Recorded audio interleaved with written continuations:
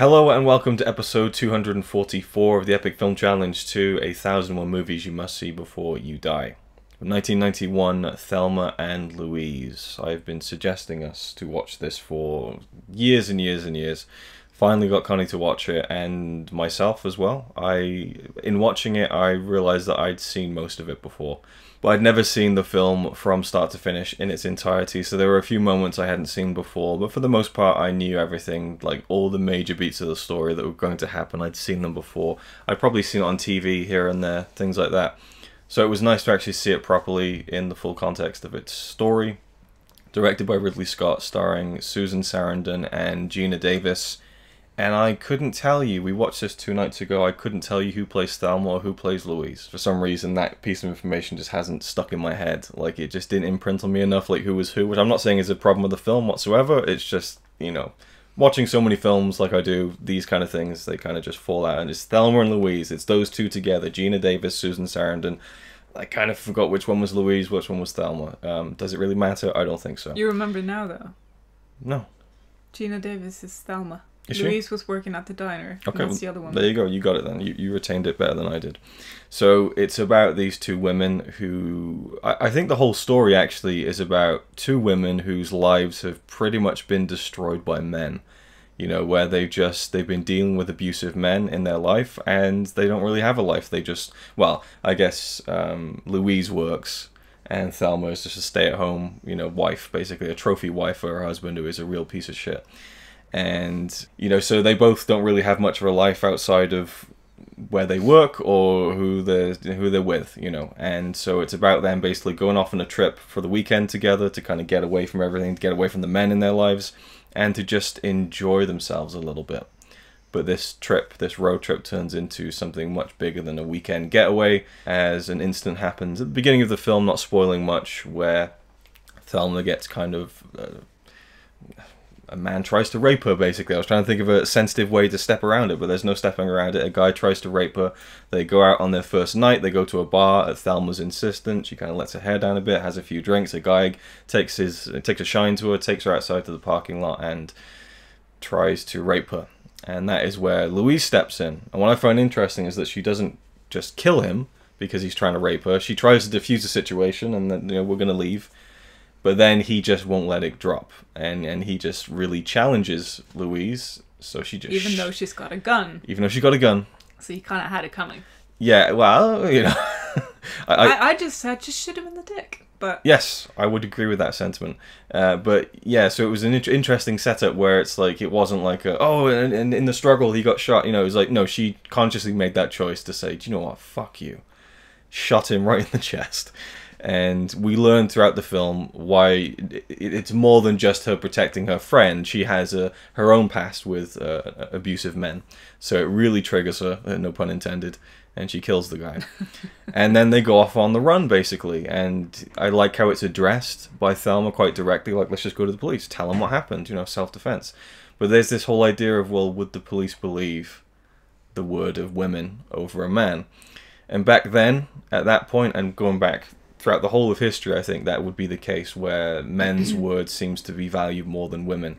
And sadly, these days, I think it's better now than it was back then, but it's still an issue today. So it's a very... yeah, but now it's almost like a reversed issue, or... Right. Not reversed, but it's becoming a different type of issue. Sure, but it's a very pivotal part of the story, is the idea that they could go to the police, they should have gone, but there is that chance that they would have, you know, been done for it anyway. And I like how that was part of the whole story. And then they need money, and lots of things happen along the way. We won't get into every little beat of the story, but they end up committing some more crimes to kind of keep themselves going. And then it becomes this real, you know, fugitives on the run, basically. Like the cop, played by Harvey Keital, he calls her and says, look, you're not actually wanted for murder just yet. You're wanted for questioning. Mm. But then once they start committing crimes where there's witnesses, then that's when it's, you know, they really are on the run. So, what do you think of the film, anyway? I thought it was really good. I enjoyed it. It had, it was a good story all the way through, I think. Like, why they went on the trip and everything. There's no, I don't feel like I'm questioning anything that they're doing. Very well set up. Yeah, exactly. It's not like, why did they do that? You know, it makes sense. Mm-hmm. Everything that they do, even though most of it is a crime. Acting is great. Yes. I know it's a classic. I'm glad that I've finally seen it. Yeah, it was fun to see Brad Pitt so young. A young Brad Pitt. I said to you when we were watching that, it was Brad Pitt before he was Brad Pitt.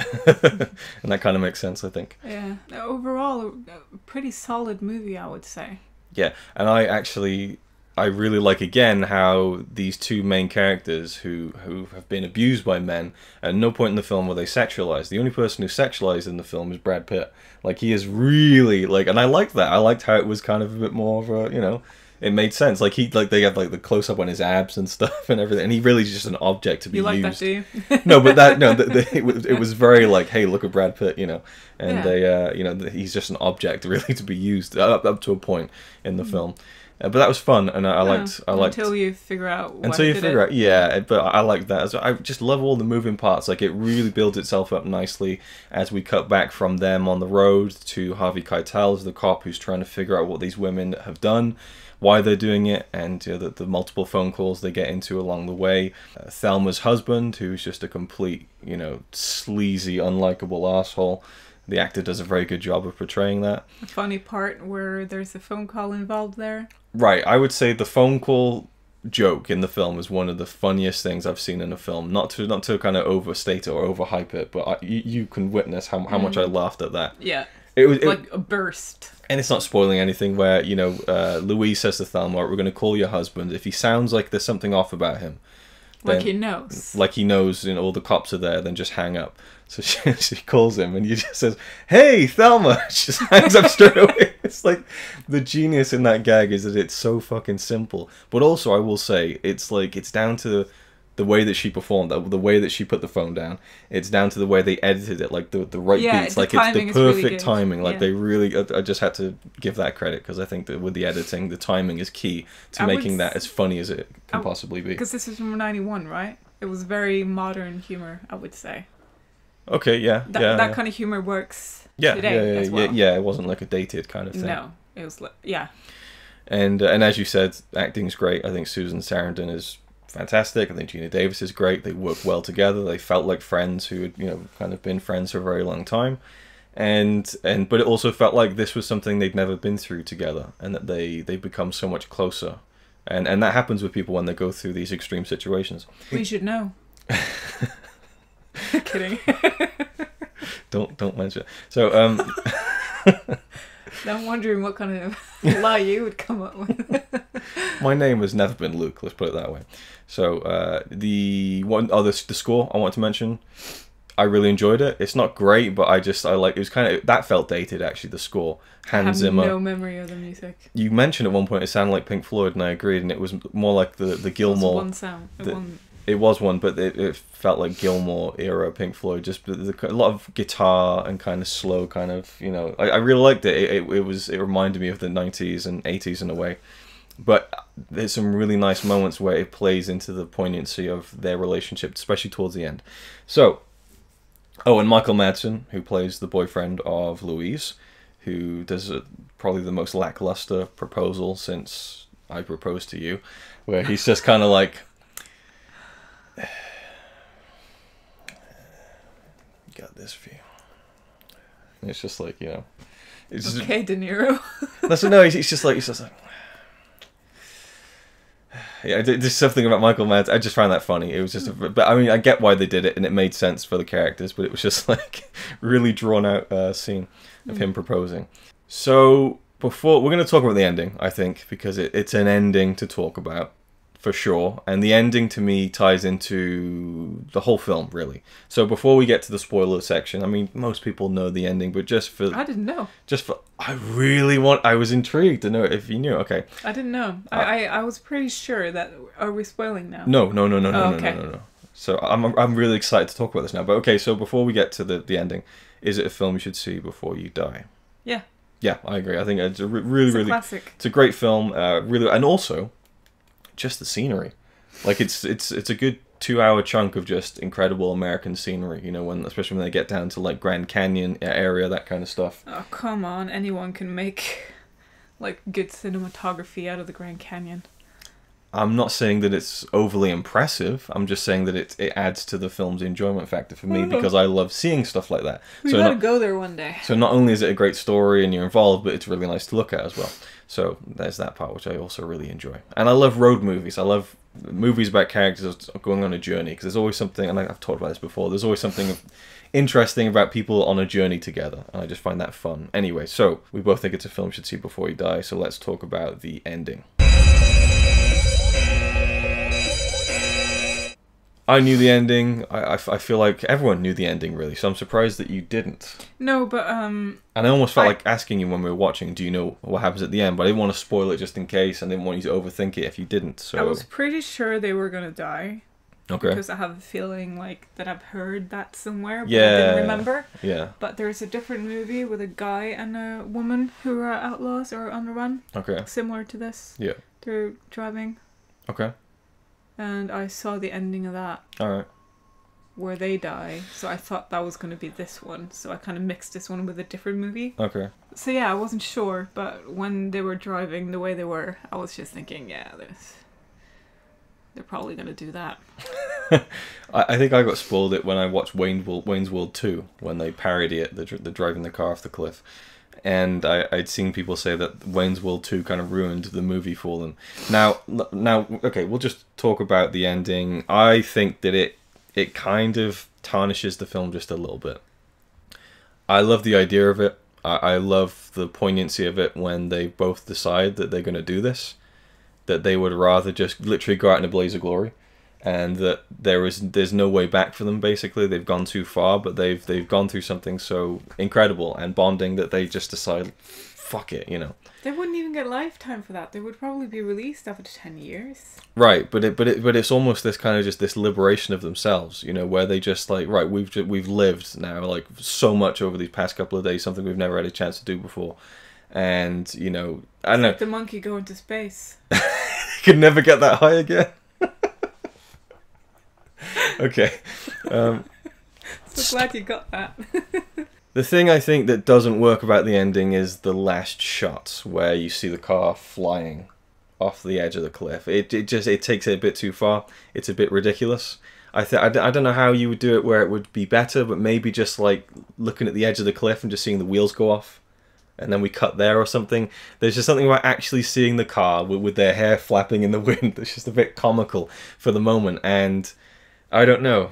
So, what do you think about that? Do you think it works? When you're saying it like that, I am actually thinking, is it possible for the car to go that far? Or would it just go straight down? Because they didn't go that fast, did they? They didn't, no, and I was getting a bit... So it wouldn't go like that. It would go straight down almost. That doesn't really matter logically, but I was thinking... I thought that's what you meant. But when we were watching the film and they kind of parked up like with only not that much space left, I thought, oh, they need more... I felt like it's like in Back to the Future. Hey, we have to back up a little bit if we're going to hit 88 miles an hour. I just felt like there wasn't enough space. But anyway, regardless, it doesn't matter that the car flies off in that cinematic fashion. It was just seeing that visual, and then it fades out, and it's just instantly into clips from the rest of the movie while the credits roll. It didn't punch me enough for what it had been building up to. And similarly, there's a scene when, I think it's the last phone call between Louise and the cop, and you get a sense that she realizes that she's going to do this, or she realizes that we're probably just going to die doing this, right? It's going to be a last stand kind of thing. And they're both outside the gas station, wherever it is, and the sun is setting, and they're speaking about what they've gone through, and it seems like they're both kind of deciding what to do without really saying it, and the music is playing, and it's really, really just like, not emotional, well, it's kind of emotional, but it's like really nicely built up.